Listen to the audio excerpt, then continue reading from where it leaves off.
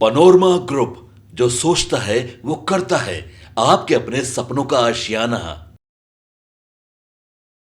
चुनाव की घोषणा के साथ ही हमने आपको कई बार बताया है कि बिहार में इस बार ये चुनाव जो है वो कुछ अलग रंग दिखाएगा और बिहार की राजनीति पल पल बदलेगी।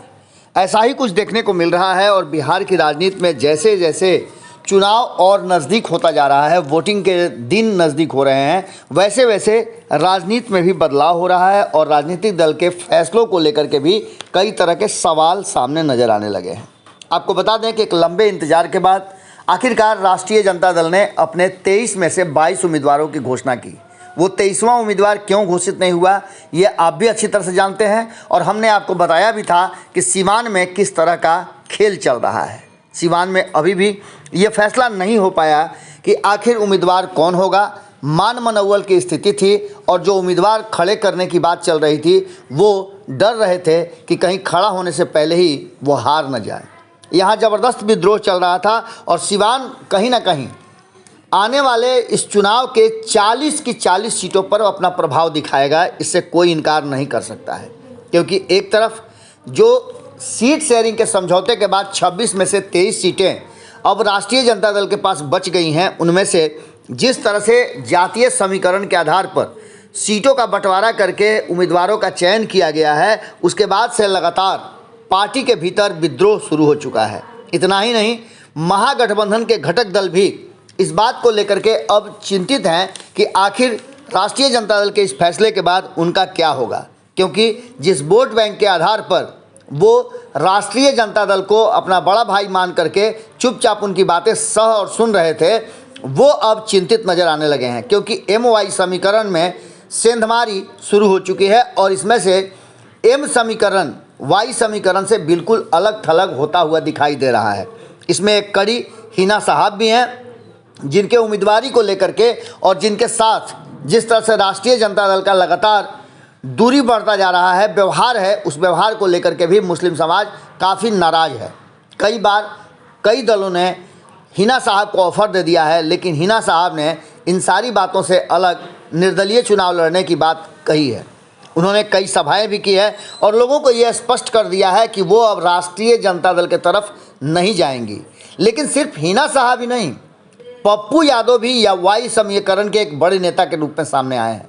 MY समीकरण में जिस तरह से एक छत्र राज लालू प्रसाद बता रहे थे, उसमें कुछ हिस्सा नीतीश कुमार काट रहे हैं, कुछ हिस्सा भारतीय जनता पार्टी के खेमे में जा रहा है और कुछ अन्य लोगों के साथ साथ विद्रोह करने वालों के खाते में जा रहा है। तो उसका एक बड़ा हिस्सा पप्पू यादव और हिना साहब MY समीकरण का हिस्सा अपने पास ले रहे हैं।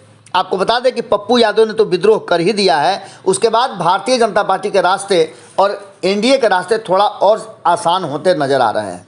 पप्पू यादव अभी भी चुनाव में पूरी तैयारी के साथ लड़ रहे हैं और हमने आपको लगातार खबरों में बताया है कि पप्पू यादव सिर्फ अपने नहीं बल्कि कई ऐसे जो उम्मीदवार हैं जो किसी दल से नहीं है, किसी गठबंधन से नहीं है, उनके समर्थन के लिए पहले से ही अपनी तैयारी कर चुके हैं और ये ऐलान भी कर चुके हैं। हिना साहब का समर्थन करने के लिए उन्होंने पहले ही ऐलान कर दिया था।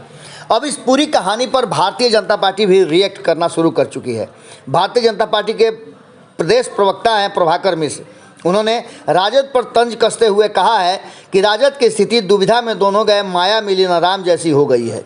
एक तरफ सीवान लोकसभा सीट पर इसका कहीं ना कहीं नज़ारा देख सकते हैं और साथ ही नज़ारा के साथ साथ आपको बता दें कि समीकरण जो बना है उस समीकरण पर भी नाराज़गी साफ देखने को मिल सकती है। राजद नहीं तय कर पा रहा है कि टिकट किसे दें। पहले विधानसभा के पूर्व अध्यक्ष अवध बिहारी चौधरी के लिए ये टिकट रिजर्व रखा गया था, लेकिन अब जो वर्तमान परिस्थिति बनी है उसमें मुस्लिम समाज की नाराज़गी ने कहीं ना कहीं लालू प्रसाद के कान खड़े कर दिए हैं। लेकिन इन सब का भी कुछ होना जाना नहीं है। राजद के उम्मीदवारों के नाम की घोषणा की और सिवान को रोक दिया। कारण यह है कि लालू के खासम खास शहाबुद्दीन की पत्नी हिना साहब से निर्दलीय उम्मीदवार के रूप में चुनाव लड़ने की घोषणा के बाद अब यह पूरी तरह से राष्ट्रीय जनता दल के लिए कठिन परिस्थिति हो गई है। अगर हिना साहब निर्दलीय उम्मीदवार लड़ जाती हैं तो 40 में से 40 सीटों पर महागठबंधन और खास करके राष्ट्रीय जनता दल को इसका दंश झेलना पड़ेगा। ऊपर से पप्पू यादव का विद्रोही तेवर भी, और पप्पू यादव के साथ जिस तरह से महागठबंधन राष्ट्रीय जनता दल और कांग्रेस ने किया है उसका भी खामियाजा भुगतना पड़ेगा। अब ऐसी स्थिति में आप समझ सकते हैं कि कहीं ना कहीं रास्ते का रोड़ा निश्चित रूप से बनता हुआ दिखाई दे रहा है। ये दाव बिल्कुल उल्टा पड़ गया है लालू प्रसाद का, और हिना साहब पप्पू यादव ने तेजस्वी को रेस से ही बाहर कर दिया है। आपको बता दें कि ये पूरी तरह से फ्लॉप शो है जिसको लालू लीला कहा जाता था, और लालू की जो स्ट्रेटजी है उसका लोहा माना जाता था। अचानक से वो सब कुछ ध्वस्त होता हुआ दिखाई दे रहा है, और सपना भी कहीं ना कहीं टूटता हुआ दिखाई दे रहा है। अब देखना होगा कि इसके लिए तेजस्वी यादव, लालू प्रसाद और उनके बाकी के सहयोगी दल क्या करते हैं। जुड़े रहिए भारत लाइव के साथ, खबरों का सिलसिला लगातार जारी है। बहुत बहुत धन्यवाद, नमस्कार। पनोरमा ग्रुप, जो सोचता है वो करता है।